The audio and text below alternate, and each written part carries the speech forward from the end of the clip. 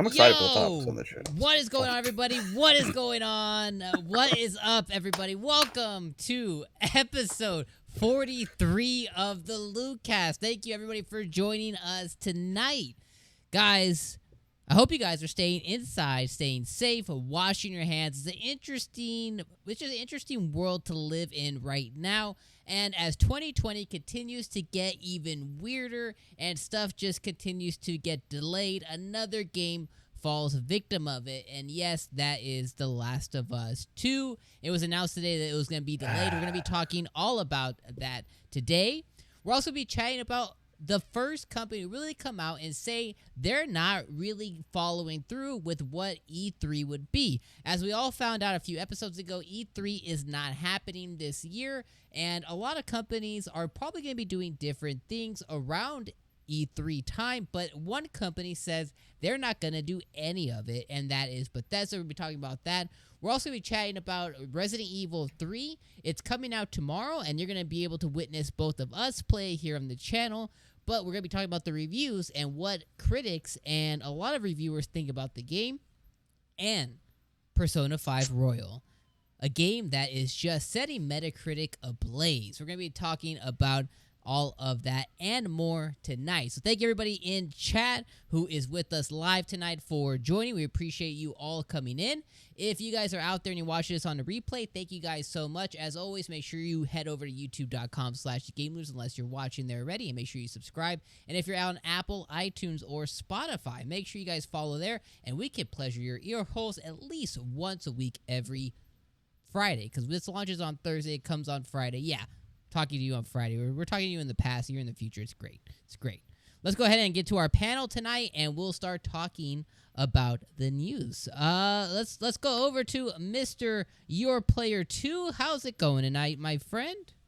It's going tremendously well. It's been a good day, and then I wrecked it. And I wrecked it because I was like, you know what? I haven't finished Resident Evil 2 yet. Resident Evil 3 is a day away. I'm gonna just dive into it hard. And I played for about 3 hours, and I made a lot of progress. I'm beyond halfway through the game. I'm fairly certain, or very near it. Because I'll tell you exactly where I left off. I left off where you are in the parking garage section, right? When you find the chief of police. Yes. And as you when you get to his office, you do some things, retrieve some items. I won't do anything too spoilery, but at a certain point, Mr. X shows up, and I had a bad time. And I had a bad time because I lured him back to what I thought was safety, and then I thought I would just sort of fool around with Mr. X and just troll him by like popping in and out of the door and then making him turn back around and everything. And he grabbed me out of the door frame and slammed me. I screamed so loud because I was so pained. I was the only one in my house, so nobody heard it. I don't think, unless someone was outside. But I was very scared. Oh my god, you didn't record any of this, did you? No, and that's the thing. Not this time. I wish I was. Like my capture and streaming setup is in disarray right now. Something I'm rectifying with a shipment that's coming to me from Elgato soon. But right now I can't really capture very well. But yeah, and it's exactly those moments that I would have wanted to capture. So dang, tragic. That sounds hilarious. And then to calm my nerves, I've of course been playing what everybody's been playing, and that's Animal Crossing. So, not too shabby. Absolutely. So, do you think you're going to be able to finish Resident Evil 2 before tomorrow's launch? I don't think I'll be able to finish it before launch. I mean, if I stayed up all night, like if we get done with this, that's like, yeah, I mean, it'll be 1 a.m. for me, right? So if I just stayed up all night, like that one night we stayed up playing Sea of Thieves till like 4 a.m, which is a terrible decision, I could do it. But what I'm probably going to do is I'm going to go pick up the collector's edition tomorrow, and then I'm going to film the unboxing. And usually I love when companies do this, when they put the game right in the top of the box. So it's very easy to get to. So I don't have to like, if I want to start the installation, I can do it immediately instead of having to like unpack everything and then film all that sort of methodically and do it that way. So what I will probably do is I will pick up the game tomorrow. I'll start the installation and I'll film the unboxing, and then I'll probably wrap up to either tomorrow evening or maybe Saturday morning. I'll get up early and just knock it out, and then I'll start 3 because I really want to finish 2 first.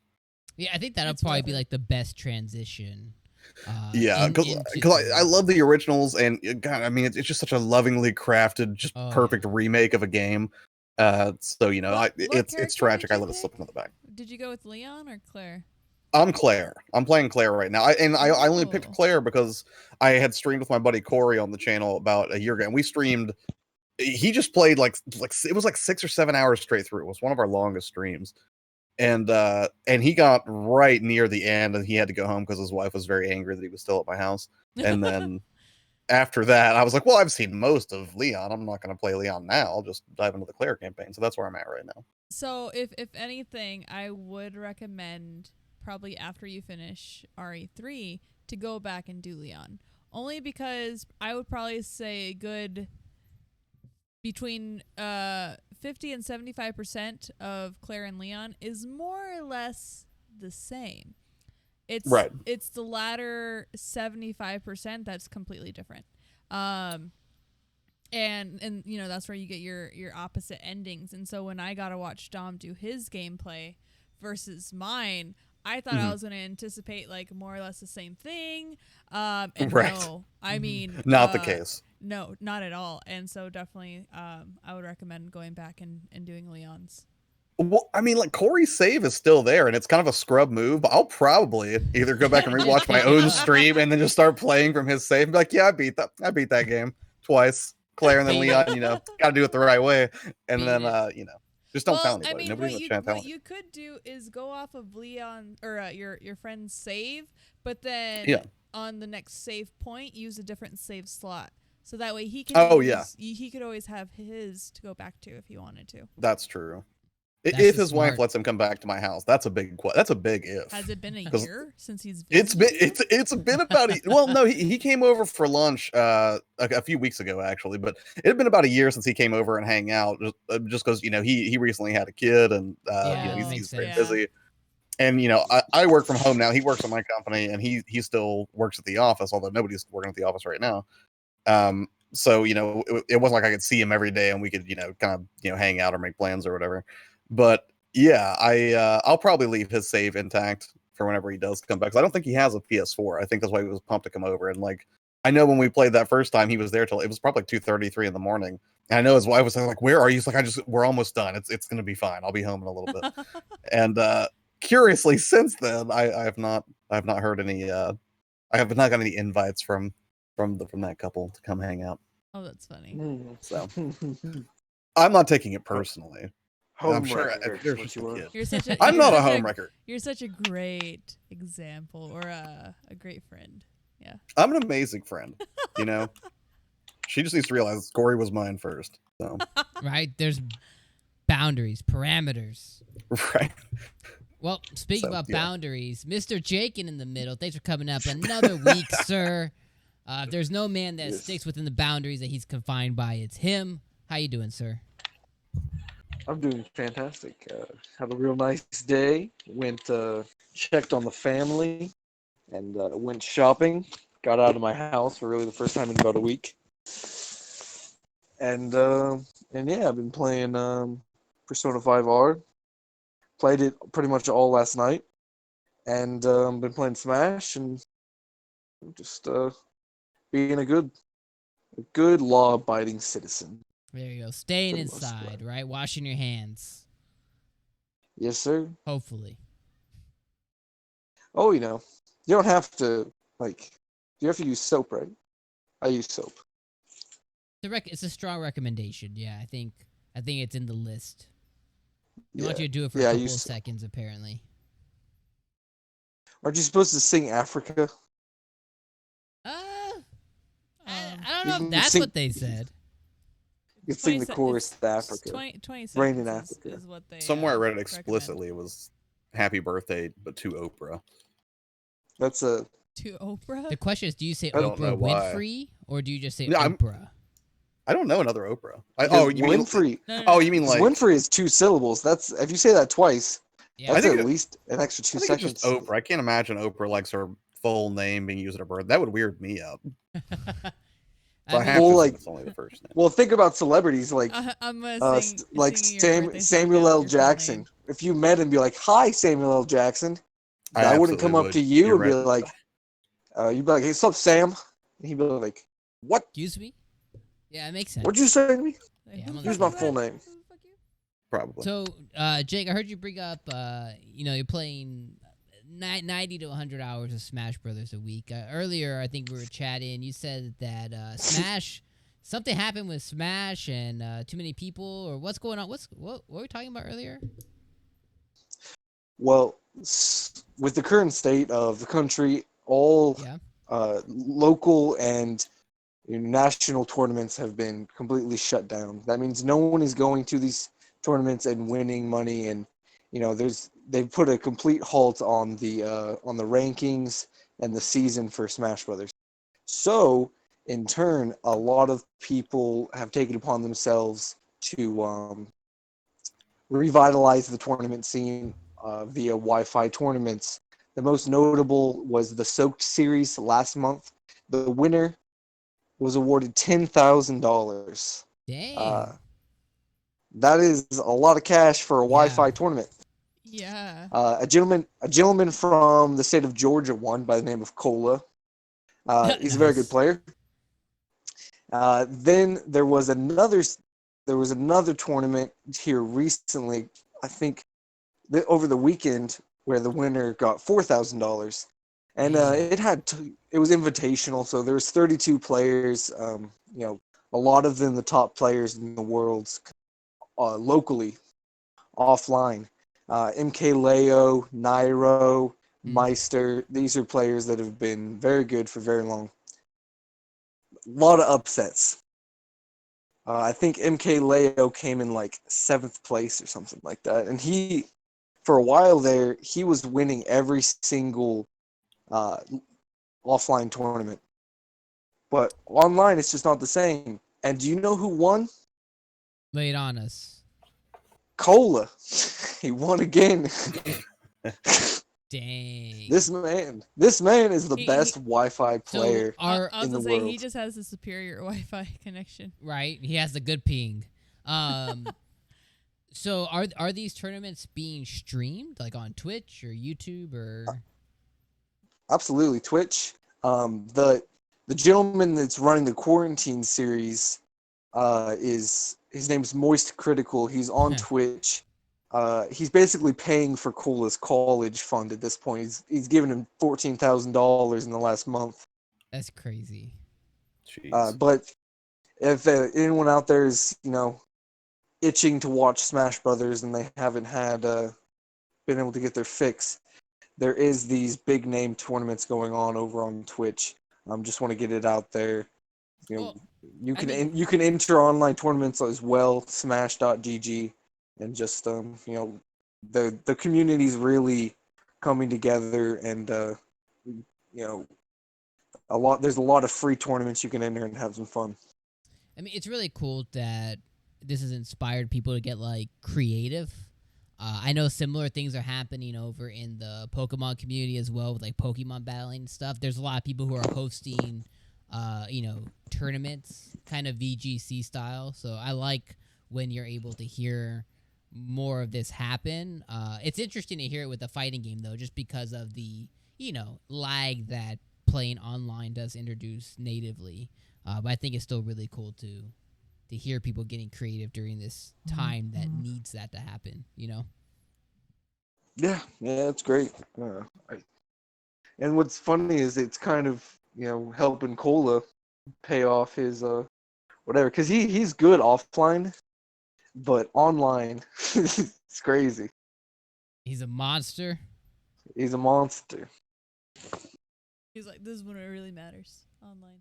Yeah. Okay, well at least we over to the lady looter herself. What have you been playing? Animal Crossing. Yeah. That is it. My life. This is it. And I'm not ashamed. I have over 95 hours now. I'm probably going to say 100 with what I've played today. And then I realized Dom has been cheating. He, well, like not like actual cheating. He has logged in over 145 hours on Animal Crossing. More with today. And impressive. And I'm like, there's no way in fucking hell this guy, him, has more hours in Animal Crossing than me. Now, Right. I can understand that he could be playing like in between work like periodically here and there. But what this man does to get that many hours is he leaves it in idle. So while he's working, it's just on, and it's tracking his hours. I mean, he's still technically playing if it relaxes him, you know. It does. I listen Yeah, to he's the listening to the music. I You grab know? the Yeah. balloon every time I hear it come by. I grab the controller, I snap the balloon, I go This back to guy doing what I is was like doing. on crack when like it'll be on idle, and like sometimes I'll be sitting here and I'll look up and I'm like balloon, and he's like like fumbling for the controller, and I'm like, oh my god. She's just jealous of my hours, guys.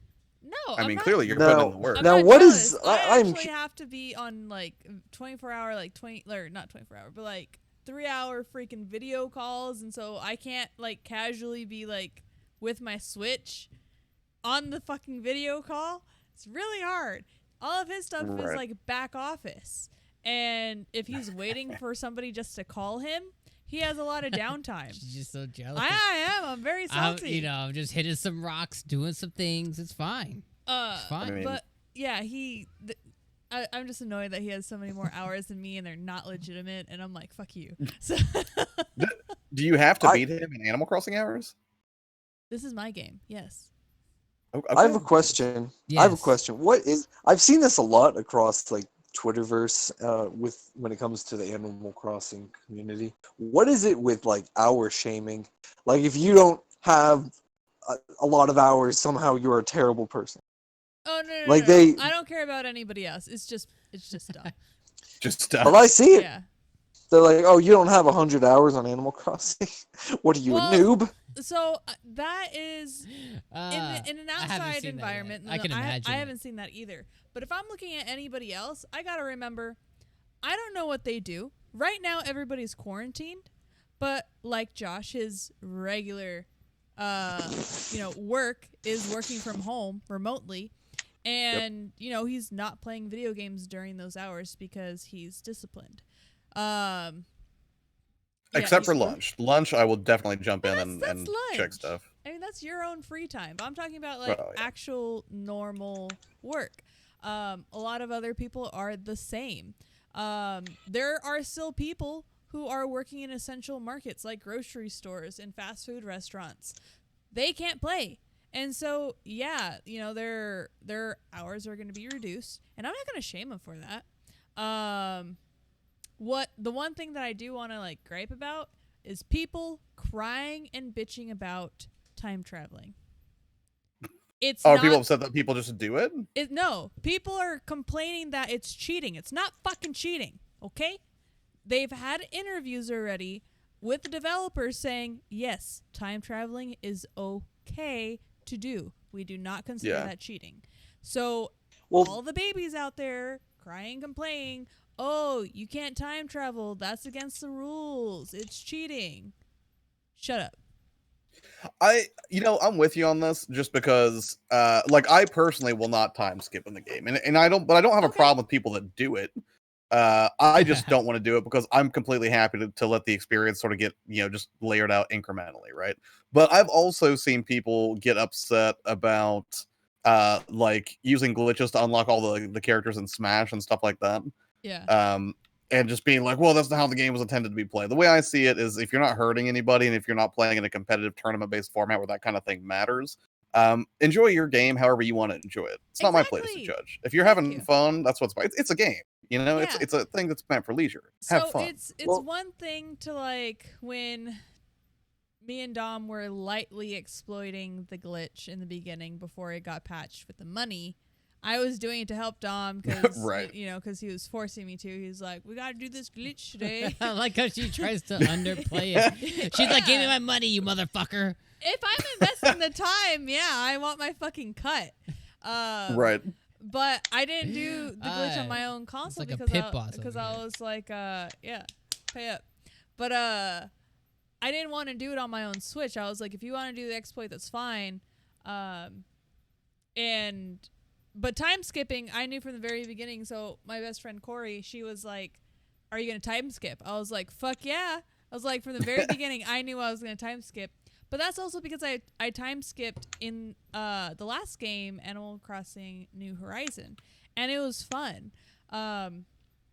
They had it as an option in the very beginning of the game of, is your calendar correct? And if you said no, Isabel would be like, oh my god, I'm so sorry, what date is it? And then you can fucking put it to whatever. So if you always wanted cherry blossoms, just be in spring, like forever, indefinitely. Yeah. You just got to keep resetting your clock. And I loved that. And so I knew that I never thought that it was going to be like wrong doing it in this game. And immediately after the first day, I time skipped. Like immediately I was like, okay, I'm done with all my chores. Let's skip. And Dom was like, you did it already? I was like, yeah. One, to make sure to see that it was doable. But two, that's just how I used to play. And I didn't want to stop doing that. Yeah. Fair enough. It's like stop crying, babies. If you grow up cheating at checkers, you're not going to like just stop. Well, I don't play Just checkers, kidding. so sure. I totally time skip. I Yeah. honestly, because you know why? Because I don't care. Because it's such a casual game, and the fact that I just wanted to get some stuff and move on. I got a lot of stuff to play. I wanted to experience my 40 hours. Feel like I got my money's worth. I still pop in once every couple days and do this and do that, but are you playing right now though for Bunny Day? We're gonna talk about that later. Oh, okay. You fool. I hate Easter. I hate Well, anyway, Easter. it's time skipping is not cheating. So anybody that says otherwise, No. come at me. I mean, at the end of the day, too, the reality is like a lot of people will get bored and put the game down. So I mean, if again, you're not putting a Game Shark in your Switch to perform this action. Wow. I haven't heard that in a while. You just go the day forward to progress time to restart, the activities, and Yeah, that's all I'm doing. it can allow people to have longevity in a game that may not have it, especially because it can get boring pretty quick depending on what your cup of tea is. So if this will let you play longer, Like then typically, enjoy the game. Like typically, even like right now with my time skipping, I'm on today. I just happen to be 2 hours in the past because like when I normally pop open the game in the morning, it's like 9 o'clock, and I'm like, well, I want it to be 7. And that's for like bugs and fish and things like that, just so that way I can have enough time during the day to do my chores in Animal Crossing. And then when I'm off of work, that's when I do all my other activities, but it's still early as I play in the evening. Yeah. What do they want you to do if you work from if you work really late and by the time you get off work, Nook's Cranny is closed? That's why they said time skipping is okay. That's why I just rewind my clock. Like I keep it on the same day, but I just move the time. I mean, the reality is they just want you to be gathering and setting up for the next day. So gathering, preparing, prepping, doing your DIYs, doing your chores, getting Buying your fossils, clothes, paying off your loans. visiting other islands. That's why they have that feature so you can Nook visit mounts. other islands to. Which I kind of like invite that they people and had as an option in the beginning, because in the old games we used to visit Tortimer, the turtle, the retired mayor. He had an island getaway kind of thing where you would take this boat and go to his island and pretty much do what we're doing now. Fishing, catching bugs, whatever. But it was on a very, very small island. I like this way a lot better because it's a random island every single time. Even if it's like 10 different islands on repeat kind of. But based on what time you go, you can, get lucky and find Tarantula Island, which is, I've only gotten it once. But I like it because it's got me a shit ton of money. But yeah, I mean, I want to keep playing it for ever. Well, what they say, guys, is the good thing is you're going to have tons of time to play Animal Crossing, because if you're looking forward to a game coming out in May, it's not happening anymore. So Last of Us 2, we get started right into the news.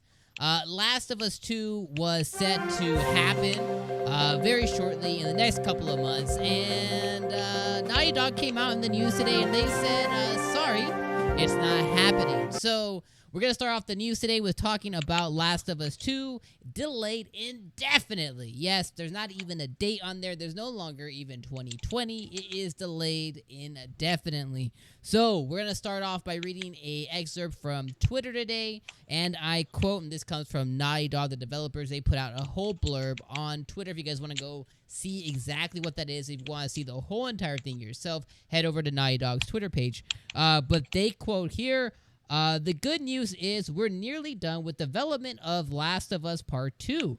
Naughty Dog said in a statement this afternoon, quote, however, even with us finishing the game, we were faced with the reality that due to logistics beyond our control, we couldn't launch The Last of Us Part 2 to our satisfaction.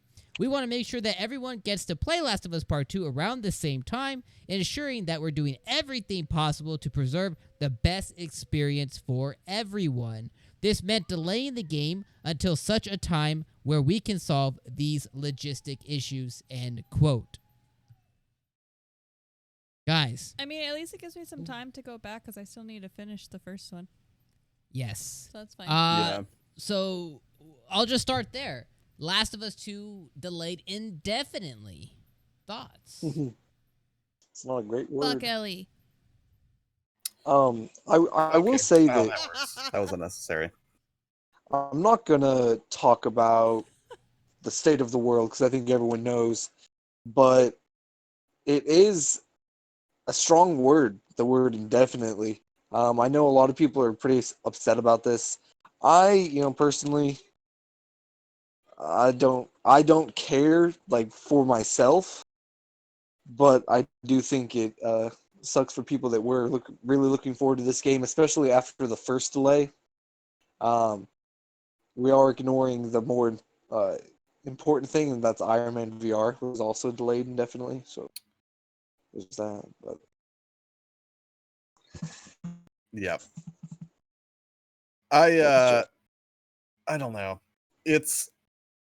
I mean, I already dealt with one delay, so it's not the end of the world or anything, but like when they say like logistical reasons for not releasing it, I almost wonder if it's because didn't Square recently have a similar issue where some people were getting the game early, and I think they said they were going to let some people get the game early just so they could make sure that they still got the experience out to people, but that some territories would get it early. But they also had a very big spoiler warning, and I wonder if part of that decision was I'm sure the story in The Last of Us 2 is going to be phenomenal. The story in the original Last of Us is phenomenal, and I wonder if part of that thinking is they wouldn't want it to be released in, say, European territories, then a bunch of people, figure out very quickly how the story ends, and then spoil it for a bunch of the American audience, have people be like, oh, well, now I'm not going to buy the game. I'll just, look it up on YouTube or something like that, which I would hope that most fans would not want to go that route. I know I certainly wouldn't, but I have to wonder if that's part of it, because they do seem fairly committed to their fans, sort of CD Projekt ready in sort of way. Yeah.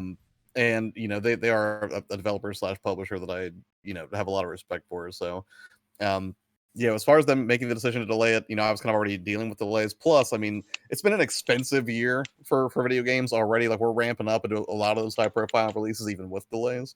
So I don't mind waiting longer. And I'm very comforted by the fact that the Best Buy emailed me today and was like, hey, just so you know, your pre-order is still safe. We just don't know when this game's coming out. And they had it listed as January 1st, 2021 was my updated estimated pickup date. Yeah, I got the same email. Yeah.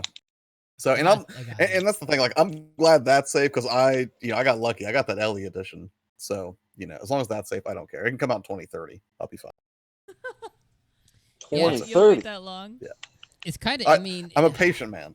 I think the main thing to call out in the quote is the logistics part of it. I think you kind of hit the nail on the head. Right. They made it very clear that development of the game is going swell, and I don't think that the predicament that the whole world is in right now, right? A lot of people are working from home, having to be creative with the way they get work done. I don't think that's affecting it. I think it might just be not being able to get it produced, or like you said, right, get it to certain vendors, retailers, regions on time, and right. That can, especially for a game of this caliber, right? Like, if Square Enix knew 3 months ago, where they be in 3 months today, I think that they may have done a similar action to Final Fantasy VII, as opposed to putting themselves where they are today, right? Because the reality is it's being spoiled all over, you know. Right. For those who've never experienced it or whatever the new content is, so it's an interesting place to be. And what do you do if you're the developers, right? Right. Jake, You what do you delay. think? I mean, I hope this isn't a trend that's going to start happening. Especially for this fall when new consoles are supposed to be released, and there's a lot of games that are supposed to be coming later on this year. Ghost of Tsushima.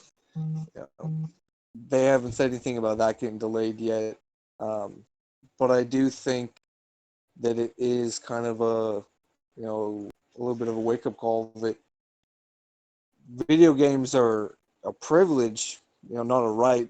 There's nothing stopping, the happenings of the world, and it could affect everything, quote unquote, indefinitely. So, yeah, I mean, I feel bad for people, but I feel worse for the employees at Naughty Dog, and they work. I assume they work hard on the game and they want it to be released and everything like that, but it's going to be a while. Yeah. I mean, the positive part is Naughty Dog is no stranger to the word crunch and overworking their employees to get games out. They've been known to do that with a game that just hit for free in the PlayStation Store right now, Uncharted 4. If you guys haven't nabbed that or played it, you guys should really play it. It's awesome. But I think it's a good thing because it maybe allows a lot of their employees hopefully, I would hope, breathing room to now maybe not be so stressed as they don't have a specific target date to hit yet. So it could be a good thing for like employee wise. It just sucks as from being a gamer, especially if you were very excited for it. As I'm sure there's millions of people who are extremely excited for Last of Us 2 who are avid fans of the first game, like Josh over there. So Yeah. I think it's definitely it's interesting, but the reality is, will we see more of this? Some part of me feels like unless this pandemic that's going on gets, I don't want to say resolved, but becomes a non-issue soon, I think we might continue seeing things of this nature happen from a lot of games we may be looking forward to, or that we may not even know exist yet, to be honest. Right. I think the other thing to consider with that too is I think estimates right now about the infection peaking in May, that may have something to do with it too. Because I mean, maybe it's difficult for them to make projections and figure out like how many they have to get out to to retailers and everything. And then like here in Ohio, like I'm sure one of the biggest places a lot of people get their games is Walmart, even though a lot of us will probably go to a specialty retailer like Best Buy. But like in my state now, they made an announcement where it's like you can't have more than 10 people in a grocery store at the same time, and that Yeah. includes Walmart. So a lot of people are going to be like not going to mess with it. They're going to switch to things like Prime delivery, or they're going to do like pickup, and they're going to be focused on groceries, not thinking about like walking around looking at the end caps in stores and seeing the new releases that come out. So if they decided, hey, yeah, let's go ahead and drop it in May, and then they do so where nationwide, even more states sort of adopt this, and rightfully so, extreme measure for social distancing and putting that into place. I mean, the projections for what they might sell could drop by like 80 or 90%. It might be, just a financial risk that's just not worth it. I mean, you disappoint your fan base, sure, but long term, you protect your bottom line, which in turn makes sure your company's healthy, Yeah. which makes sure that you can make sequels and protect your IPs. Which is huge because the couple of unknowns is being able to ship to customers and customers having shipping options to their homes and that being very limited right now. And the other sentiment that people have been saying for a long time is that physical media is dead, but at the same time it isn't. You know what I mean? It's still a huge part Oh yeah, I mean, what they do. Right. To be fair, like, so 10 years ago, it was, basically 80% of all game sales were physical and 20% were digital. Today, it's almost exactly the opposite, right?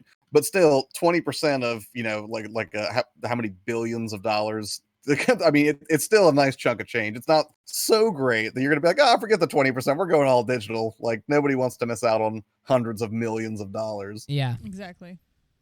Yeah, so I think that can affect it. And to Jacob's point earlier too, saying like, oh, what game is next?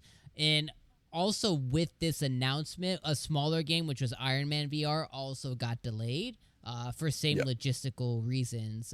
PlayStation had posted on their Twitter separately from the Naughty Dog stuff today that game was also delayed. So I think if a game is pretty much, if it's gone gold, is ready to be printed, we're gonna see it, right? Like we saw Doom Eternal last week, like we saw Persona 5 this week, like we're gonna see Resident Evil tomorrow, Final Fantasy 7 in a week. I think if it's real close to being wrapped up, I think we're still gonna see a lot of the games. But I think games that are further out, again, I think it just depends on what ends up happening, whether we'll see them on time, and that it's gonna be quite. It's gonna continue to be quite an interesting 2020. Some evil part of me though is not entirely mad, because even today, much like you guys at home, I have so many games to play. Like I'm not. There's no part of me that's hurting for a new game to play. Although I'm like everyone else, I'm disappointed in a game that I may be excited for. But the reality is, I have like 15 games calling for my attention, my backlog. 5 more just add to that 15, that makes it 20, but it just keeps snowballing. So a part of the evil part of me is like, oh, this is good, I'm gonna be able to play the Resident Evil 3 multiplayer, which I probably wouldn't have touched if the next game came out or whatever. So I think it will definitely be, it's just gonna be an interesting continue to be a very interesting 2020. With an interesting 2020 continuing to happen, one of the things that kind of set 2020 aflame for the video games world is E3 not happening. As you know, we have attended E3 before. If you don't, if it's your first time here, we have. This would have been the 4th year we would have attended E3, so we're just disappointed that wasn't happening. But the reality is we are excited to be healthy and non-infected and all the other stuff, because that is what really matters right now. But a lot of us were thinking that, what are companies going to do in lieu of E3 not occurring? Well, one of the companies has finally stepped forward, which is a big name in the industry, and that's Bethesda. So Bethesda came out, and this comes from gamesindustry.biz. Bethesda came out today and said they will not be hosting a digital E3 showcase this June. Given the many challenges, and this is a quote from them, given the many challenges we're facing due to the pandemic, we will not host a digital showcase in June. We have lots of exciting things to share about our games and look forward to telling you more in the coming months. Typically, this is from Games Industry. Bethesda is usually among the first to announce new games around E3, especially following the release of Doom Eternal last month. There are no concrete release dates for upcoming Bethesda games at this time. E3 would have likely seen information around Arcane Studios' Deathloop or Tango Gameworks' Ghostwire, which looks really cool. And fans would have no doubt hoped to learn more about the Elder Scrolls 6 and sci-fi RPG Starfield. What do you guys think about Bethesda coming saying, we ain't doing it? I mean, normally, they do have a commanding presence, but Bethesda's also made a lot of missteps. And I don't know, I almost have to wonder if maybe it's... I mean, I don't want to... I'm going to try not to say something stupid here. They may see not doing a presentation as advantageous for them from a PR perspective, because, I mean, at this, especially if they were going to mention anything Fallout related, obviously they're just going to get crucified. Yeah. Even though, as I understand it, 76 has turned around a little bit, but still, I mean, they've garnered so much ill will from the gaming community, I think, over about the past 18 months that, they really need something. I mean, it's almost not the worst thing in the world for them to have a little bit of breathing room, to let gamers sort of percolate and get upset about other controversies before potentially opening themselves up to some negative press. I guess that's where I'm at with it. I mean, it's kind of surprising, but at the same time, maybe not. So, I mean, I'm particularly not surprised with, of course, E3 ending for this year, not happening. Right. A lot of people just assumed that all of the announcements were going to go digital, and frankly, I thought, you know what? They're probably not all of them, at least, right? Some of the Right. bigger ones like Xbox, PlayStation, Nintendo, they'll have their own smaller marketed ones, I guess. Yeah. But for these other companies that are typically side by side with them, this is their time to shine independently, but without the big stage. They're probably just holding on to all of their eggs so that way they can showcase their basket off later when it makes more sense. Right now, there's just still so much panic that's going on that I don't think it'd be a good time regardless to do these smaller digital showcases that I see more companies are going to start following along with what they just did. We're going to start seeing more and more companies releasing statements saying, you know what, we're not going to do one either. And frankly, I don't see anything wrong with that.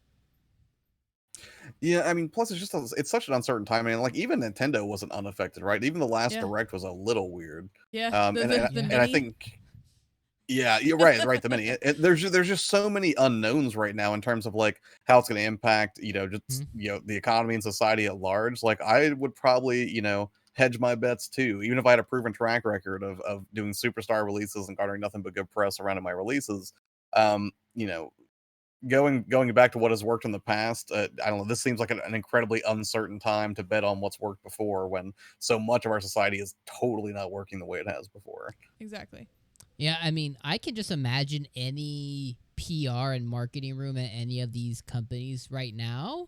If I'm on that team, we are on some kind of video conference platform freaking out about what do we do?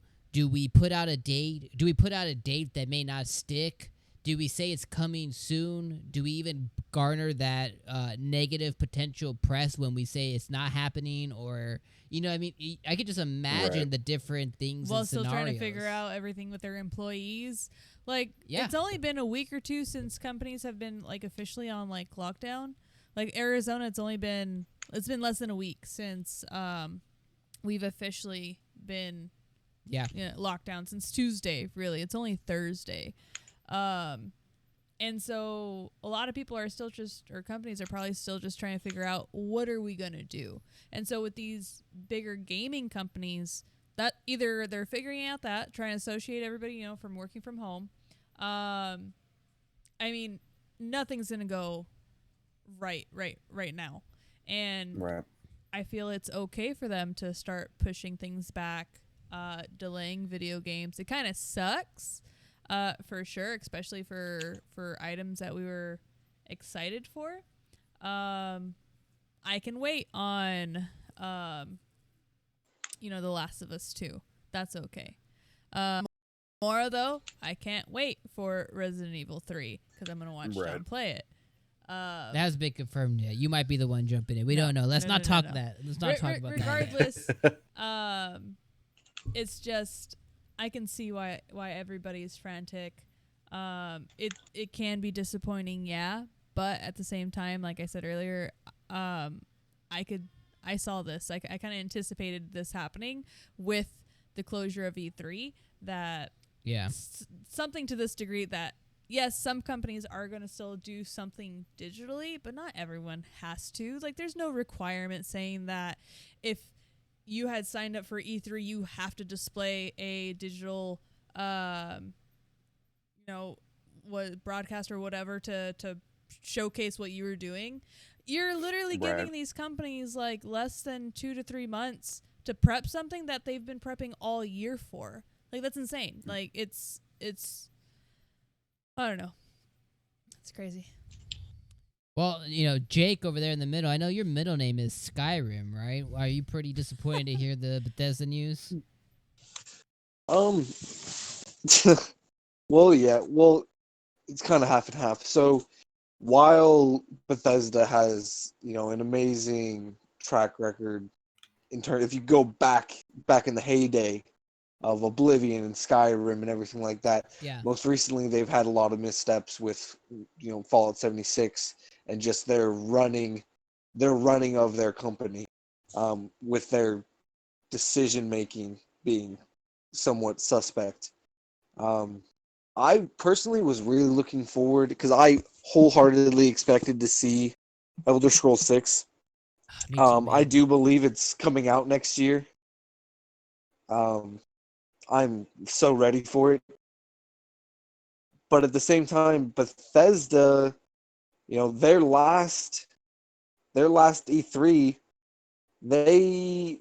people were making jokes that they were paying people to clap in the audience, and there was plants in the audience to create simulated hype and everything for the announcements they were making. So it's not a good look. And if they're not going to be showing off anything in a digital way like the other companies, I almost maybe think that they feel like they're a little bit off the hook. Because I don't know if they wanted to go to E3 to begin with. Right. Like, I personally wouldn't. If I was Bethesda, I'd be like, fuck that. Like, they're gonna throw tomatoes at us. I'll take green tomatoes. I think it's a little bit of it's less pressure on them. Now they can kind of, gather up all of their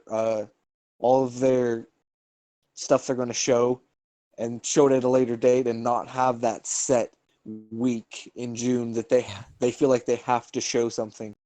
Because believe me, if the Elder Scrolls 6 trailer is not hype, they're going to hear about it. Oh yeah. Yeah. Big time. Because people have been waiting too long for that game. That game came out in what? 2010, 2011? I think it was 2011. Yeah, 2011, yeah. I remember being in high school. I mean, it's been re-released on everything except for Etch-a-Sketch. I'm taking damage. Josh. I think I was 2011. Oof. I think I was a sophomore? Yeah. Oh, I think I was a junior. Ugh. Yeah. Yeah. Crazy. I got it for Christmas. I popped that in. It was amazing. I gotta think about my life. Amazing. So Elder Scrolls 6 is something that can bring them. It's an IP that can bring you back from the depths of where they've gone and where they presently are, but they can't mess it up. So I almost think that they need to take this extra time and get their press releases and get all their ducks in a row and just steamroll towards 2021, and the next generation of consoles with their front man, Elder Scrolls 6, and also what was it called, Starfield? Starfield, yeah. Yeah. We have seen literally nothing of that game. I mean, we've seen nothing of Elder Scrolls either, but we know what Elder Scrolls is all about. We don't know what Starfield is going to be. Is it going to be like Fallout in space, which Outer Worlds already did? They just gave us the pitch. We have no idea.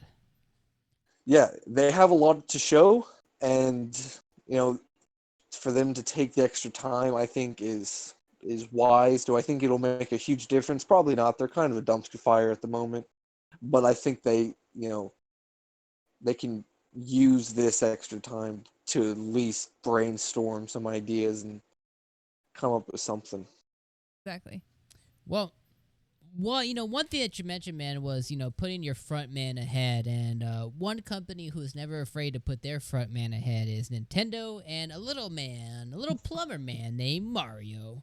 So Nintendo, there's some leaks that's been happening. It was reported by VGC, but potentially during the 35th anniversary of our favorite red-wearing plumber himself, apparently there's a lot of Mario games headed to the Switch, potentially even this year.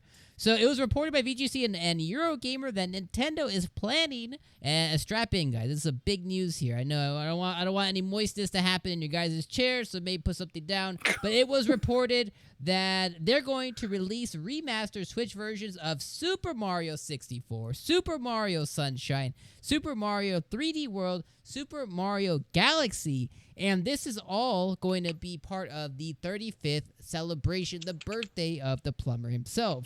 VGC said that the new games are due to be announced. Nintendo shares more details on the Universal projects, including theme parks. They had their plans for the E3 announcements, and the entire event obviously was canceled, so this news is basically on the helm of that. Thus far, Nintendo has kept Mario platforming fans busy on Switch, obviously with Odyssey and Mario Bros. U Deluxe. So, really, what's being reported here is that we may see a lot of these remasters happening this year for the celebration, and one more rumor came out saying that they even may pack all of these games into one $60 package. Now, I call shenanigans there, but they're saying it could happen. What do you guys think? The year of Mario is here. I'm tremendously excited. Oh, sorry. Go ahead, Jagan. Take it away. I was just making a noise. Please. What did that noise mean? He said Mario. I said Mario. Oh. And his I thought you were like, voice. like you're on the fence about it. No, dude. Okay? If you even knew me, you know that I love 3D Mario. I am also a fan, and I think that's why I'm so excited for it. Right? Is because where Nintendo, we all have different Nintendo consoles in our history that were like, our personal favorite or the one that we weren't overly fond of.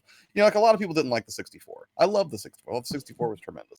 But for me, the original Wii was kind of iffy. It's not that there weren't amazing experiences on it, but I hated being hamstrung by standard definition in an era when look at the screen. Look at this ugly nonsense. I'm sorry. It's horrible.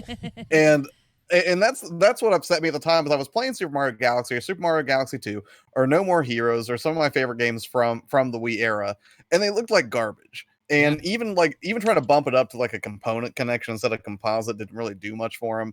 And the Mario Galaxy games were of course Mario is whimsically fun, but that took it to a whole new level, right? Playing with things just like perspective in terms of the size of the planets that he would be on, and it had so many cool ideas. And I thought the whole thing was just hamstrung by a garbage presentation. And I'm not normally a graphic sound, but man, when you're in the middle of an HD era and you have to watch standard definition stuff, that's hard. Like, that's not fun. So if they really do this, I'm going to be super excited, because I finished Super Mario Galaxy 1. I didn't finish Super Mario Galaxy 2, and I would love to do it in HD. And I'm very excited. All those games sound tremendous. Even Sunshine, which I know is not typically a favorite for people. I love Sunshine. I So, did too. I wonder if they're going to come out with a 35th anniversary Switch console. Yes. Oh, no. Think about Please, it. no. Think about it. So No, that's not necessary. But come on, I was right when it came to Animal Crossing, okay? I was right when I predicted this bad boy, okay? You can't tell me that my prediction is out of left field. So think about it this way. What'd you predict? The Animal Crossing console Switch? I thought you predicted. No, wait, maybe I was Yes. thinking it was going to be a light. Never mind. No, Dom thought if anything it was going to be a light. I said it was going to be the standard Switch. Now this could go either way. It's a one win, Josh. Let her have it. It could shut up. She called it. I don't care if it's going to be the Switch or the Lite. I just think 35th anniversary Mario edition. Now, the reason why I suggest this is because I am literally staring at my 25th anniversary Mario Wii. That shit came in red. And it's actually pretty cool because that was the first console that I actually ever paid for with my own earned money. Oof. Yeah. Because you're old, Josh.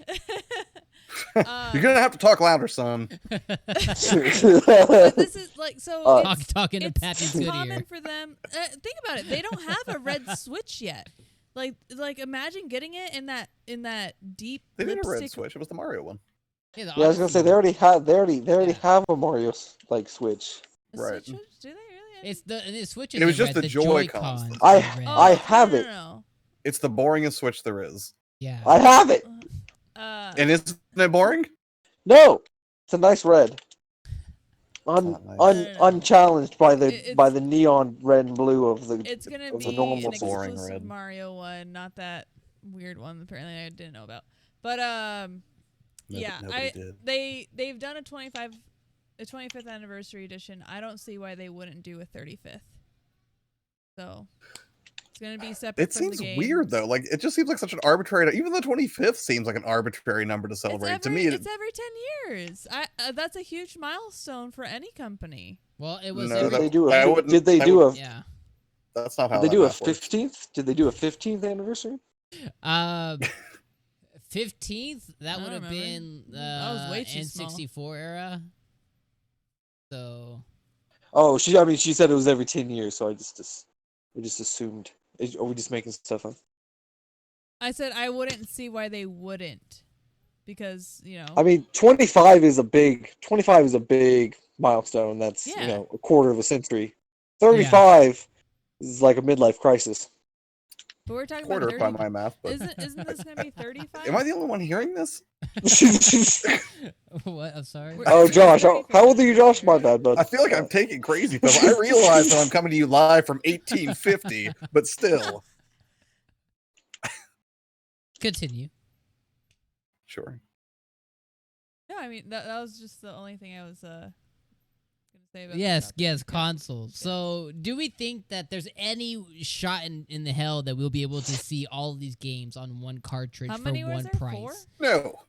Was there 4 Right? games? Right? Yeah, they're saying 64, Galaxy 1, Galaxy 2, Sunshine, and 3D World, That was 5 games. all on one comprehensive $60 package. That they're saying that Nintendo won't single sell these games for potentially 40 to 60 a piece. They're gonna give it to us in one game. I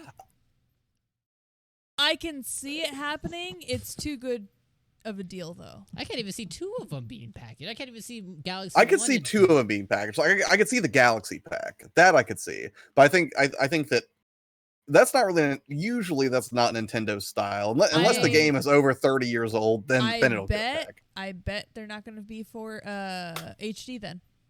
They'll probably be still standard, but they're going to be. No, they can't get away for with the that. Switch. Not that Well, for $60 they can. No. I don't even think there's been a standard definition release on the Switch. Even Turok got an HD remaster. It's only standard definition on the tablet. That's it. On handheld mode. That would be such a horrible plan. And I don't think they'd do it because like they're real protective of the brand of Mario and how he looks. And if like the entire internet's like, ooh, this looks like booty, like they're not going to want that for their brand. And that's the first thing I'll say. We love that booty back in the day. So, I mean. Not when it's standard definition. Okay, Cynthia? Professionals have standards. Have you gone back and looked at Mario 64? It's rough.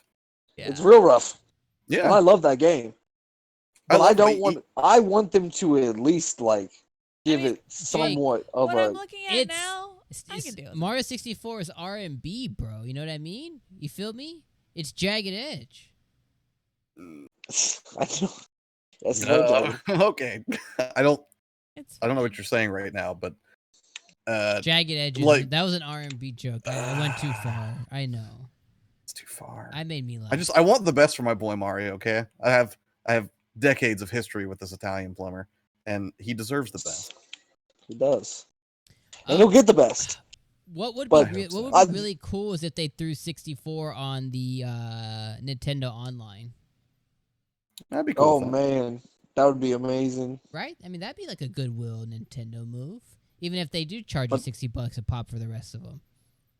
But would they though? Because that'd be the biggest game on there. That'd be such a even by Nintendo standards. That's a big ask. Okay, first off, your game's historically launched at 50, and on the Wii U, you're gonna go back even further than that to the Wii era and tell me, oh, this is a $60 game for sure. Josh, No. Donkey Kong Tropical Freeze launched at like $40 on the Wii U, and they charge you $60 on That's the what I'm Switch. saying. Right, but Wii U, I mean, but the Wii, come on. Like if they've done a monstrous amount of work to warrant the upgrades, that just like because and especially if it's standard definition, I can. And the thing, here's what I hate: I can't even sit here and tell you, oh yeah, that's a hard pass for me, because I'll buy it. I will throw money at whatever they give me because I want it so bad I can taste it. I'm not gonna be happy about it, and I'm probably gonna whine a lot here. Yeah, you'll definitely be whining. I'm just so. What were you gonna say, Jake? Sorry, I think I cut you off earlier. I was just gonna say that I want them to I want it all on one cart. Oh yeah. Wow. I want it. I've never played. I didn't have a Wii or a Wii U. I didn't play Galaxy. I didn't play Galaxy 1 or 2. And I barely remember Sunshine. So you don't remember the jetpack? I remember the jetpack. I barely remember it. Apart from like the running around on like the beach and plaza or whatever in the jetpack. Delphino? I don't remember really that much about it. I vividly remember Mario because I beat it a few times. That's fair. I'm kind of in the same boat. I hated the Wii more than anything. That was just my Smash Bros machine. I try to avoid it at all costs for everything else. But I did have Galaxy, and I remember playing it. And the non-popular belief is I don't think it's the best Mario. I think it's far from it. I think it's I prefer Sunshine to it. I like Sunshine a lot better. To which game? To Galaxy 1. It's my unpopular opinion. I didn't think it was all that great. I mean, they're both good. They're very different too, though. I never played Galaxy's closer to 64. I never played Mario Galaxy 2. That's still not even in my collection today. Isn't 2 the better one in all people's opinions? I'm pretty sure. I mean, I like them both, but I think it's considered. Yeah, so I think it'd be cool to give it a second go because I literally haven't touched it since the Wii era. So I would be very interested to, try and get back into that. But my honest thing too is I prefer the platformy style Mario's and the open world Mario's. Like my favorite Mario game is Mario 3D World. So I cannot wait for that to be released on the Switch. That's like my favorite Mario out of all of them. I'm not a really big fan of the open world stuff. I wasn't even a big fan of Odyssey recently, so. What? And no, I tried. I was so hyped for it. You should have seen me at E3 2017. He was. I was lit. And then I got it in my hands, and I was like, well, yeah, this is Mario, and yeah. I mean, it's stupidly easy, and the bosses are repetitive, and it only takes about 10 hours to beat. But that is a great game. I just fell off. I don't know, something about it. I was just like, yeah, this is exactly what I expected, and it just something about that just didn't hit right. I don't know. It was one of those weird ones for me. Teach their 100%. Just one of those weird ones. Yo, what's up, Gamer Thub? Perfect timing. We're gonna talk right now about Resident Evil 3. So, Resident Evil 3 is dropping tomorrow for everybody, and a lot of people are already playing it right now. And a lot of reviews and kind of just critics have come out and just kind of talked about Resident Evil 3 and what we can expect from it. And the reviews are kind of all over the board. I have highlighted 3 reviews, most recent from different outlets: GameSpot, IGN, and I always forget who they are. USG. I'll remember in one moment, guys. But they're big too, I promise. But let's talk about GameStop here. So GameStop, let's talk about IGN. Let's go IGN first. We'll go this order. So IGN gave it a 9 out of 10, and they wrote, "It's a shame that Nemesis doesn't show up more often.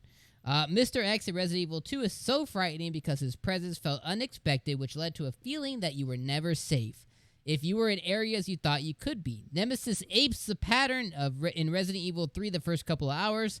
There's a brilliant climactic showdown with him that involves you desperately trying to escape through a vent, and he pursues you, but he gets relegated to big pre-programmed boss fights. Once this happens, the sense of the looming pursuer operating under his own AI is lost.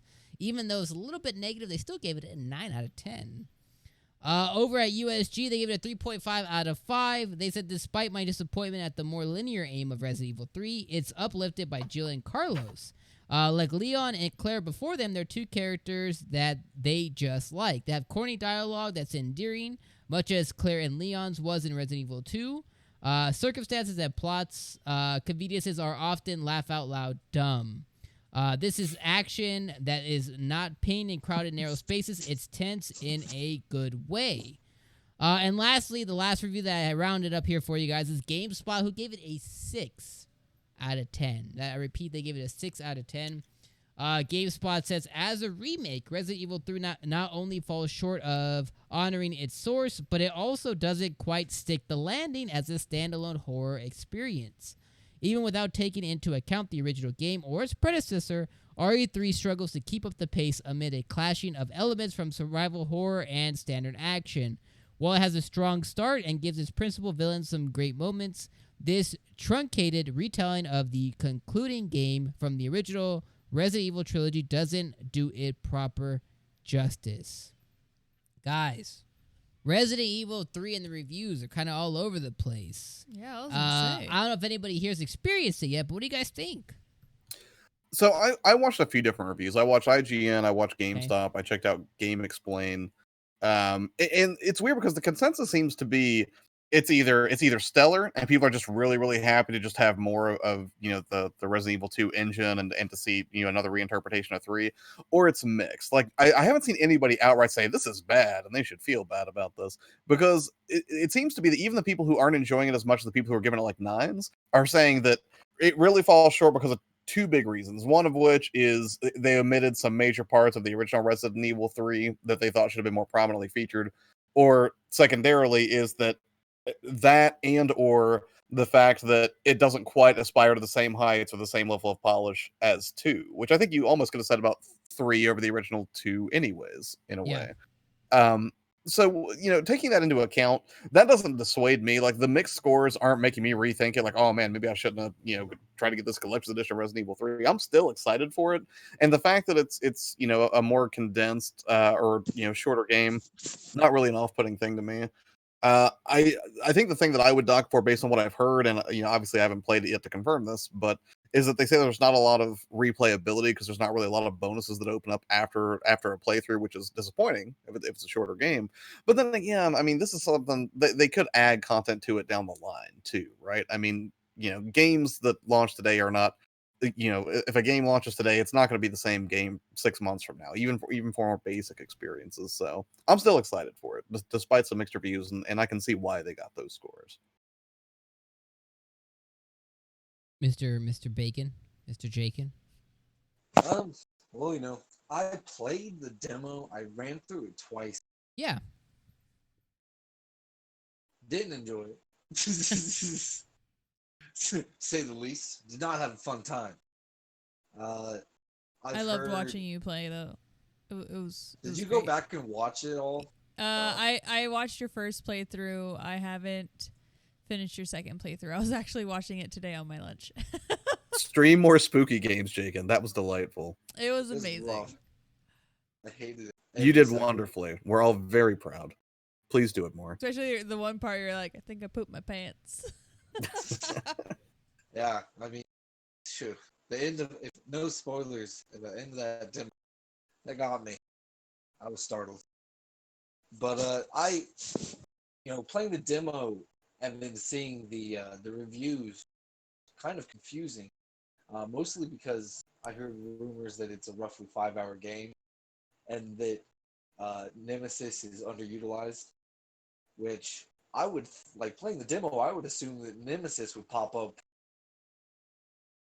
almost exclusively during the game, like throughout it, because he is legitimately terrifying. Yes. Right. He is one of the most intimidating things in a video game I've ever experienced in my life. And I would think you would want that, in the gamer's face to create a sense of like urgency, and you never feel safe. Is he behind each corner, everything like that.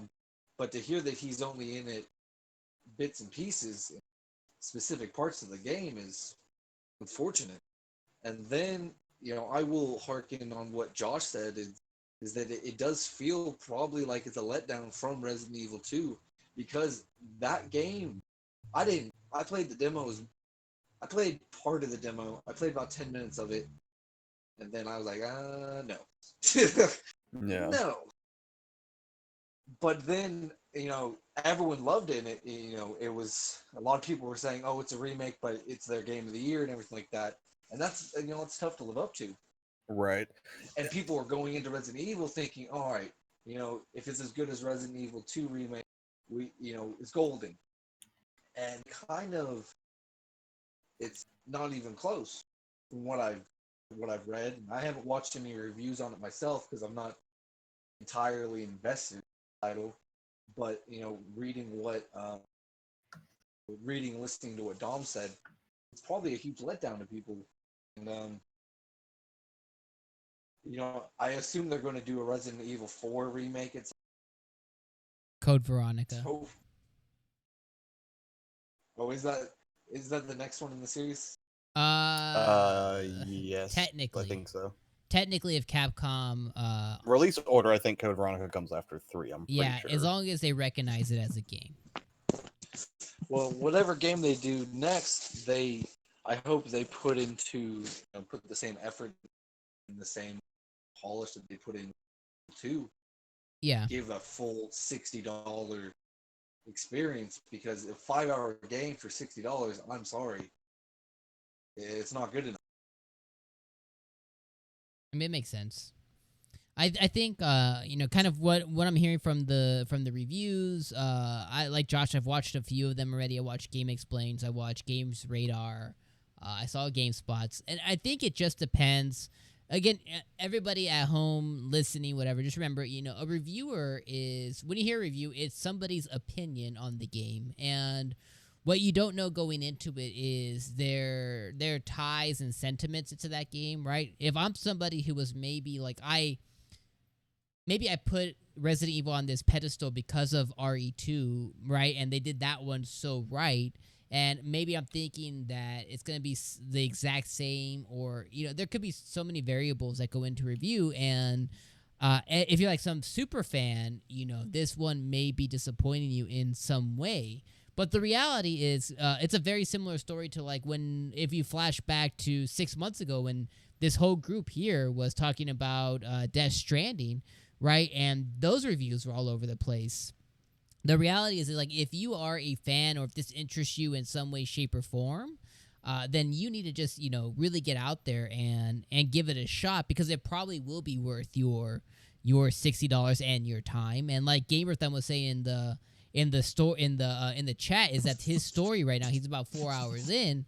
So depending what difficulty you play it on, depending how much you search, right? Because there's a lot of people who just beeline games. I'm sure if you beeline a lot of games, it'll probably take you half the time that it takes, the normal person, right?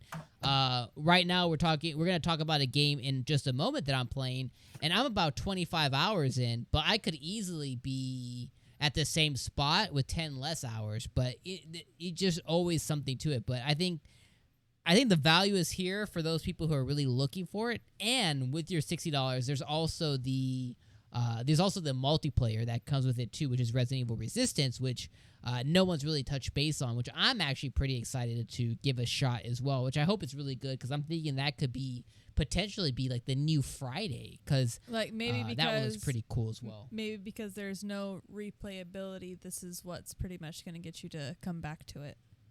Yeah, that's the only thing that I'm a little disappointed in, is because like RE2 has Claire and Leon's path, and in RE3 you play Jill Valentine and Carlos, and they're one singular path because you play both of them during the same playthrough.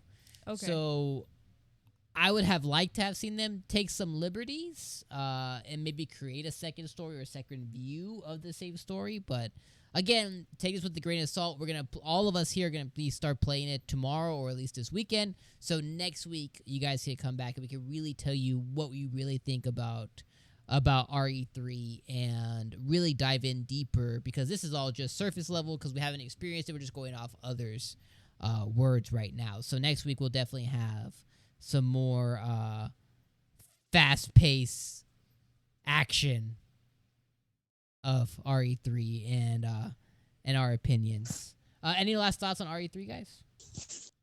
Can't wait to open it tomorrow. Yeah, I'm excited for it. Same here. It does, and it also makes me wonder about the future of their remakes too. Like, and it's weird because I did see and like Fabian saying in the chat here that it's more action and fast paced. Yeah. I almost wonder if I mean, I guess the original one was too, because I think it still had the dodge mechanic and everything, or quick step.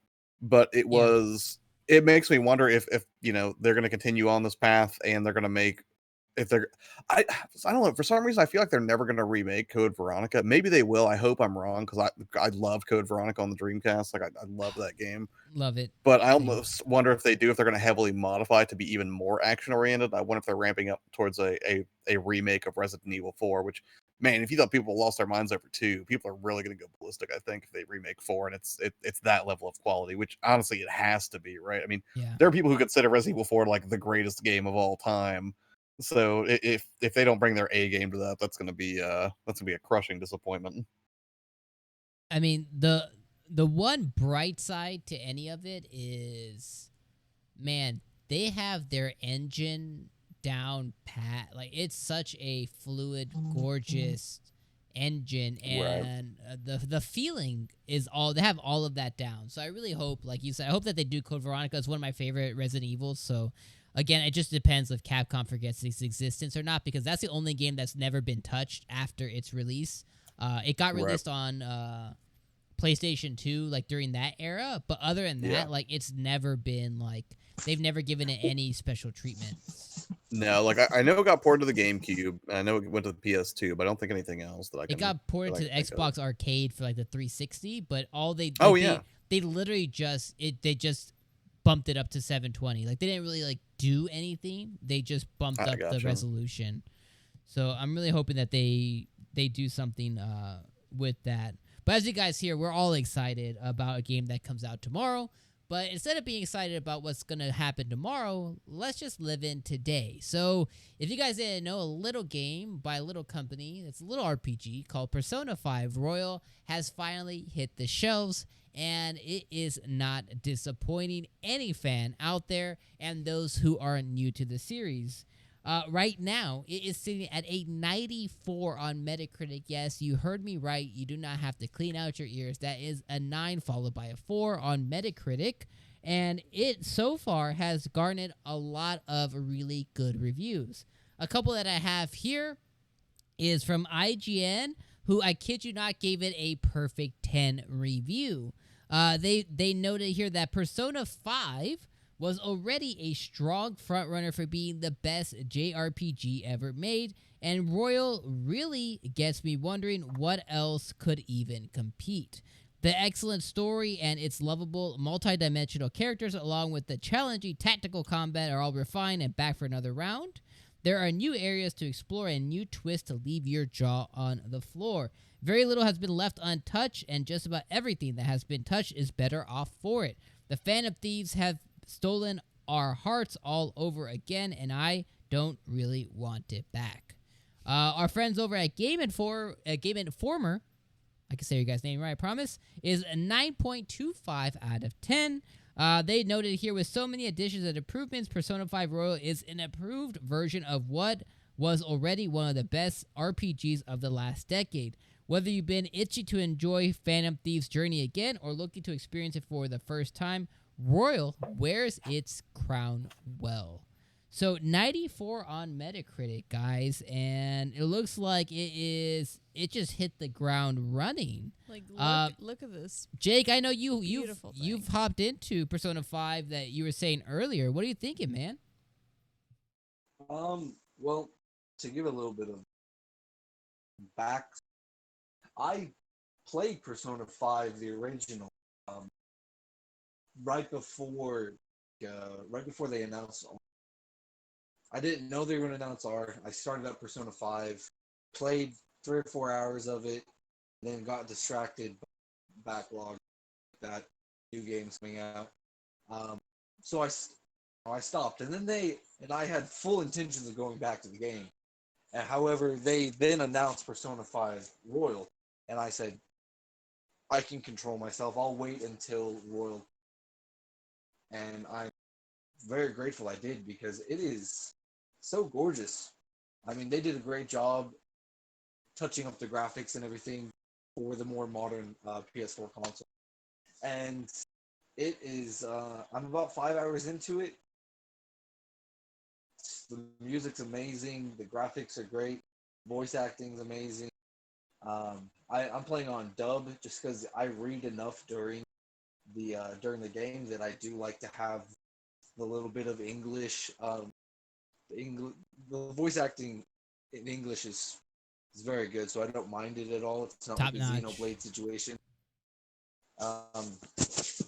And I've gotten farther than I did when I first popped it in, and it's really hooked me, and I'm going to be playing it after we get off here, and I'm probably going to be playing it for another couple hours here tonight. It's great. I don't know what you can really say about it, Persona. I think we Totally. all got the Phantom Thieves edition, which came with in a like top-notch steelbook. Yeah. I mean, it is gorgeous, and then the mask is great. I was wearing it, running around my house. I was like, Did you actually wear that mask? I did. I swear. I looked good. Dom, have It's you a worn the nice mask collector's yet? edition. No. Me? Well, I was asking Dom, but no, now I'm curious of you too. You're asking if I wore the mask yet? Yeah. No. I'm not going to wear the mask. Okay. I would not look cool in the mask. No one looks cool in a mask like that unless you have the dark eyeliner on, right? It's like the movie Kick-Ass, like where Nicolas Cage has to put on the eye makeup before the cowl works. It's the part of Batman you never see. The funny part is, what do you look like when you take it off? And you have all that just black. And you just have the smudge? makeup on. Yeah. Yeah, it's delightful. But it is a great collection edition, though. Oh yeah, it's Jake, fantastic. put the camera on with the mask on. Do it. Maybe I'll post a picture. But Josh, you're gonna give this one your full-hearted attention and give it a real solid go this time. Yeah, well, and that's the thing. Like, I had started to do so before, and what happened was, rumors started swirling about a Switch release, and I was like, I was about, I think I was 20-ish hours into it, and then I was like, well, I'll hold off. I don't want to continue, in case it does come to the Switch. And then this edition got announced, and it came with the mask and everything. I was like, I have to have that. That looks incredible. So now I'm starting over. I actually did install it and started playing it yesterday. Just got my character created, played through the opening cutscene, and I'm trying to get it moving. But very likely, what's going to happen for me is when I'm not playing Animal Crossing, I'm going to first finish Resident Evil 2 in preparation for Resident Evil 3. I'll probably go ahead and play 3 since it's not an overly long game by all accounts. And then, much like I think it was a couple summers ago, that was the first time that I really dove into Persona 4 and beat that game over the course of about 4 to 6 weeks, I want to say. Yeah. That's what I'll do with Persona 5 because I really, really want to finish this game. I've been listening to the soundtrack like crazy for like 2 years. I need to finish the game. The soundtrack's amazing, and they make it even better. They make it even better because they add brand new songs to this one, too, that are on the caliber of all the songs that were already there, so it's amazing. Right. Well, with that, plus the new characters look really cool. Yes. Like I'm not playing it. I'm living through it through Dom, and I've seen all 3 characters that were introduced, and I'm like, yes, that's cool. And quick question for you, Dom. Yeah. Should I, if I had to make a choice, do I play Persona 5R first, or Tokyo Mirage Sessions? I mean, Persona is. Persona. So here's the immediate recommendation for anybody. If you even like JRPGs at all, the only reason you don't think Persona 5 is the best is because you haven't finished it or played it. That's my sentiment to any JRPG fan out there. So although Tokyo Mirage Sessions is up there for me, and I love all Atlas games, Persona Right. 4 Golden is better than Tokyo Mirage. It's definitely still up there though. It's just there's a few games who kind of It's not on your supersede it priority first. list. Yeah. Is what he's Right. trying to get at. I love my Persona 4 Gold. So Yeah. good. So the one thing I will say to everybody out there too is like with Persona 5, because it's just it doesn't stop. If you beeline the game, you're looking at about 80 hours. And Right. that is skipping a lot of things that would make it an even better experience for you. But you can still get a solid experience by beelining the game. So my And a one decent recommendation to everybody out there who wants to give it a shot is don't do it until you're ready, because the game not only commands but demands your time to really just give your all to it, because it is not the kind of game that you can just come back and do in spurts like a lot of other games. Like you have to give it like your full shot to really appreciate, because then you start, like other games, right? You start forgetting where you were, what you're doing, what relationships you were building. So I mean, that's my first recommendation. Everybody is like, do it when you're ready, whether that's in a week, in a month, in a year. Don't really go into it and then play a couple hours and then come back to it, weeks or months later, because then you won't really be able to appreciate what it's trying to do, because everything is very, well curated as far as how it delivers the story. But I'm having a great time with it. I'm about 25 hours in, and I'm gonna play more of it after this podcast tonight, and I can't wait to 25 hours finish in, it. and you've only got it on Tuesday. Yeah, it's been not even 2 days. Yeah.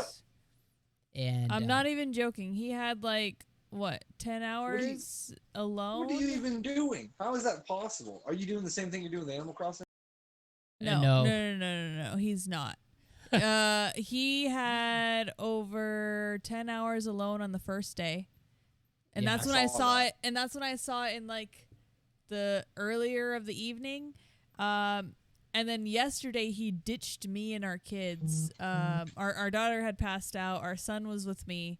And he didn't even tell me anything. He just disappeared.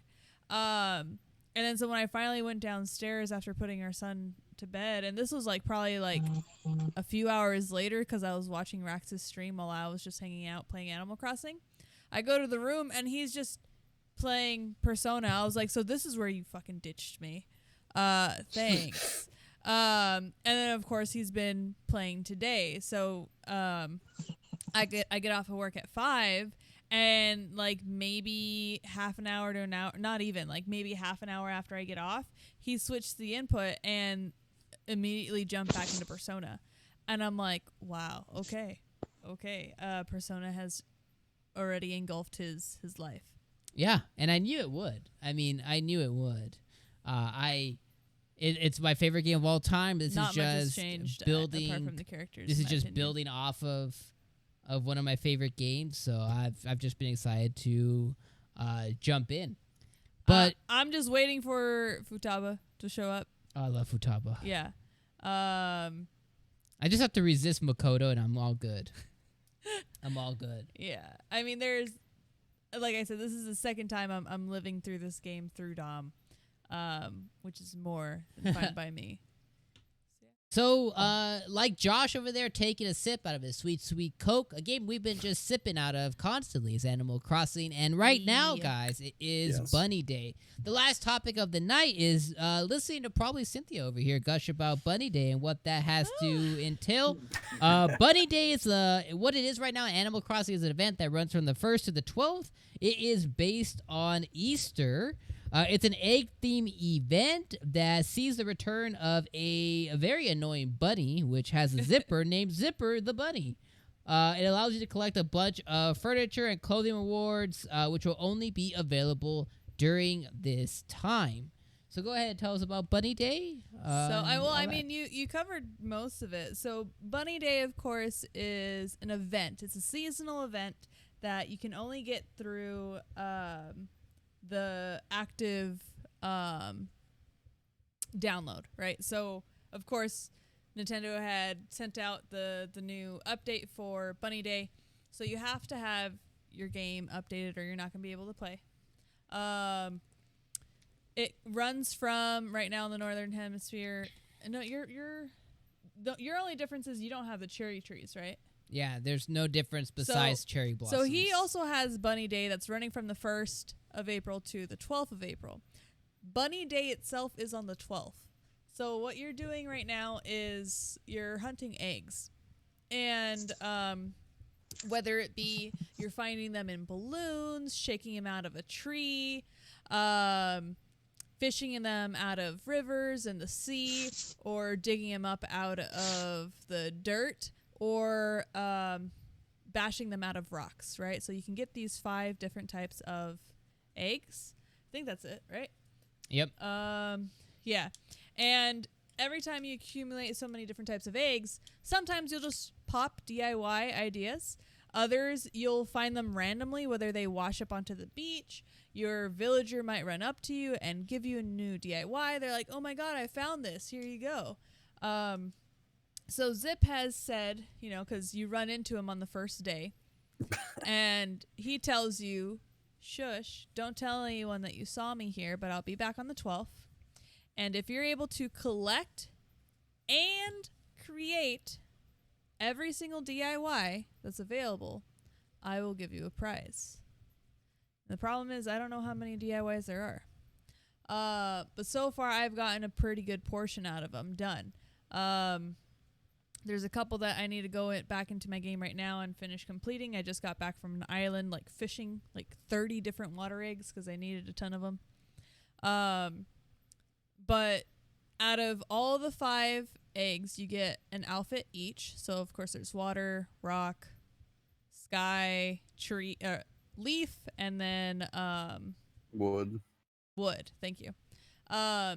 After you get a DIY for each of those outfits, then you get a random another DIY of all the outfits combined. It's like a cute little dress, which I'm curious to see if the male characters, because there's no gender really in Animal Crossing. So I wonder if you get the DIY for the dress as well, or if it's going to be like a tailored suit. That's going to be interesting. I'm not sure, of course, what the actual prize is, and I need to look into it a little bit more of finding out how many DIY outfits there are or combinations we need to do. Yeah. Because I really want that prize come the 12th. So my question to you guys is, have you guys been focusing on Bunny Day? I know it's only been 2 days, but are you guys excited as I am? Yes. I am getting all of the bunny stuff. I'm running around in the wood outfit as we speak right now. I'm running around in the sky one because it's blue. Yeah. I'm probably going to have to make an extra water one for Dom because it's purple. Because he absolutely hates them. He was like, I'm not for this. I hate the designs. He's making them to make them, but he's not thrilled about it. No, I gotta get them all. He's pretty, me too. He's pretty upset though because of the southern hemisphere doesn't have cherry blossoms right now. Yeah, and so we're not in what do they season. Get? Nothing. Because right now it's winter for me, technically. So. Yeah. So with me, I'm catching up all these cherry blossom petals that are fluttering in the wind, and I'm getting these cherry blossom DIYs, and he's like, what the fuck is that?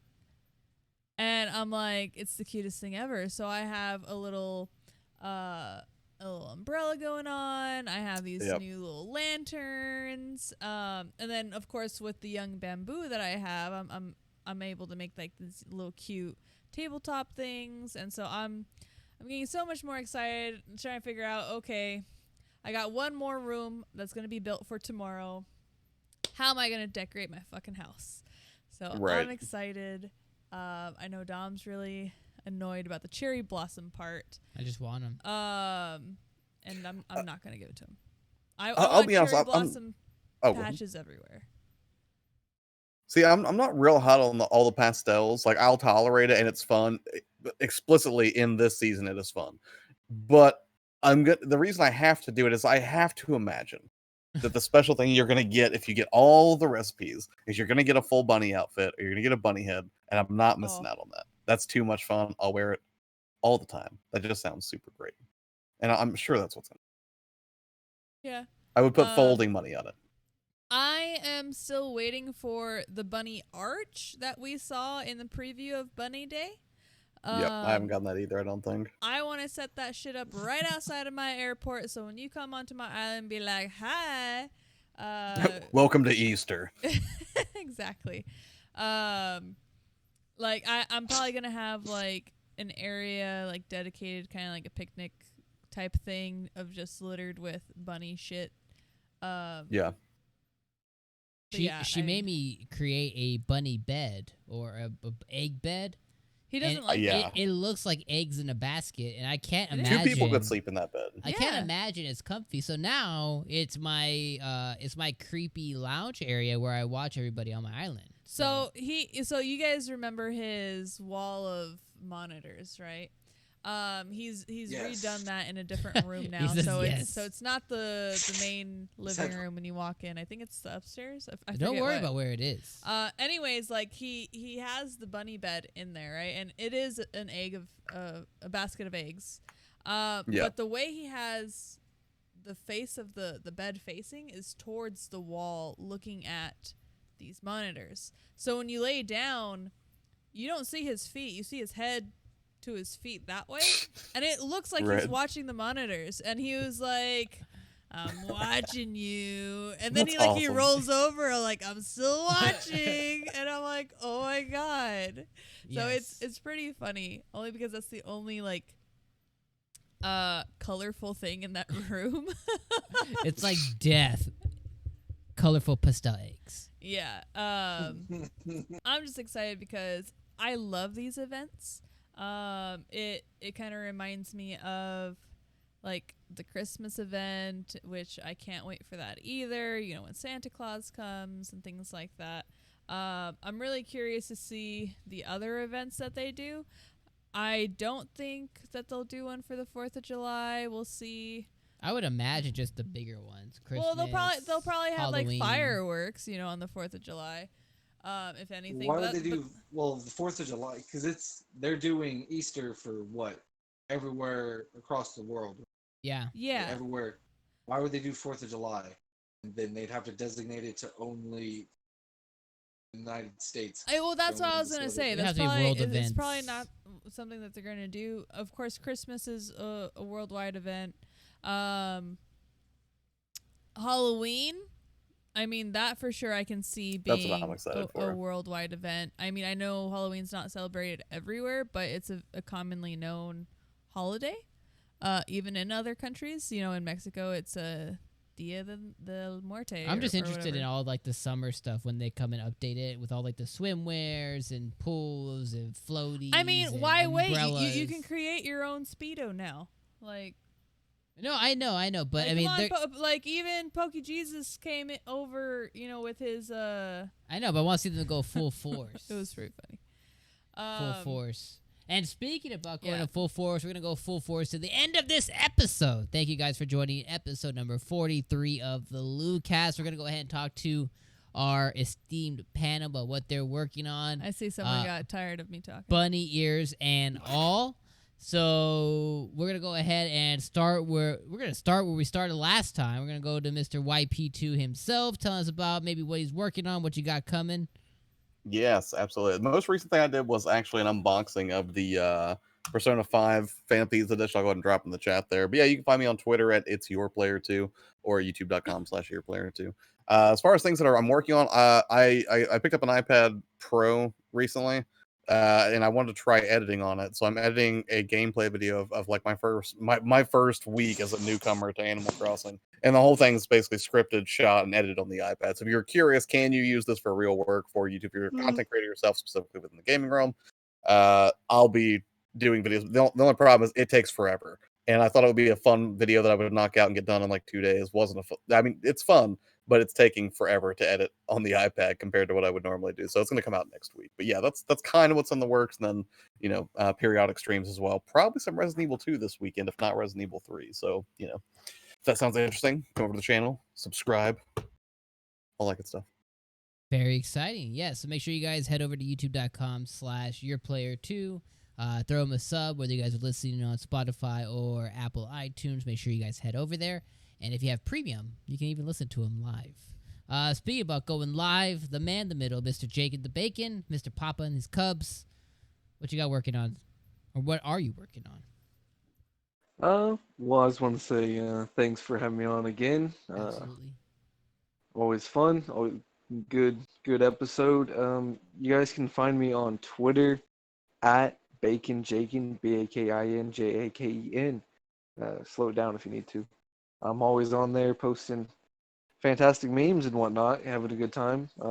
Here in the quarantine, people are getting a little stir crazy, so it's always fun to escape the house a little bit and get on Twitterverse. You can find me here on YouTube, Papa Jaken. I live stream sometimes. Sometimes, yes. Sometimes, maybe I'll. I bought a game when I picked up Persona 5. I bought a Switch game along with it. I might stream that this weekend. It'll be a little mystery game. Some nostalgia for my fellow what is it, boomers? Was that old people? So yeah, if you want to come hang out, subscribe.